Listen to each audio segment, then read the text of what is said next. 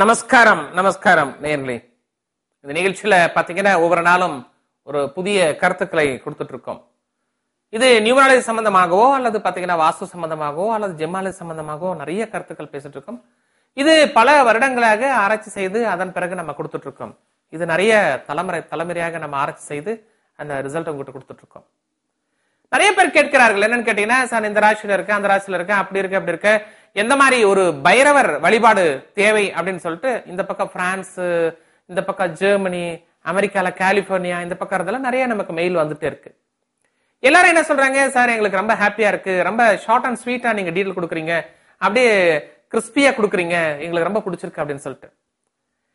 இன்னைக்கு நம்ம ஒரு 6 ராசியில் இருக்கவங்களுக்கு மட்டும் எந்த மாதிரி பைரவரை வழிபட்டு வந்தால் வாழ்க்கையில் ஒரு முறையாவது அல்லது வருடத்தில் ஒரு முறையாவது அந்த பைரவர் ஸ்தலத்துக்கு சென்றோ அல்லது அந்த போட்டோவிற்கு ஏதாவது ஒரு பூ வகைகளை வைத்து வழிபட்டு வந்தால் என்ன நடக்கும் அப்படின்னு சொல்லிட்டு நம்ம பேசலாம். இந்த ஒரு மேஷராசியில் பிறந்தவர்களாக இருந்தால் ஸ்ரீ சண்ட பைரவர், ஸ்ரீ சண்ட பைரவர். ரிஷபராசிக்காரர்களாக இருந்தால் ஸ்ரீ குரு பைரவரை வழிபட்டு வந்தால் அவர்களுக்கு யோகங்கள் அதிகரிக்கும் அப்படின்னு சொல்லிட்டு சாஸ்திரங்கள் கூறுகிறது.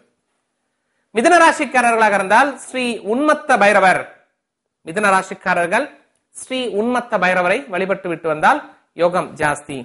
அதே கடகராசிக்காரர்களாக இருந்தால் ஸ்ரீ கபால பைரவர், கடகராசிக்காரர்களுக்கு ஸ்ரீ கபால பைரவர் வழிபாடு அவசியம். அதே போன்று ஒரு சிம்மராசியில் இருப்பவர்களுக்கு, அவர்கள் அரசியல் இருக்கலாம் அல்லது ஒரு சினிமா துறையில் பெரிய இதா இருக்கலாம் அல்லது இம்போர்ட் எக்ஸ்போர்ட்ஸ்ல பெரியதா இருக்கலாம், இவர்கள் ஸ்ரீ சொர்ண ஆகர்ஷண பைரவர் இவரை வழிபட்டு விட்டு வந்தால் எந்த விதமான தோஷங்கள் இருந்தாலும் சரி, எந்த விதமான கருத்து வேறுபாடுகள் இருந்தாலும் சரி, எந்த விதமான ஒரு ஃபெயிலூர் இருந்தா கூட என்ன இவர்களை மேல அப்படியே கொண்டுட்டு வரும். எது சிம்மராசிக்காரர்களுக்கு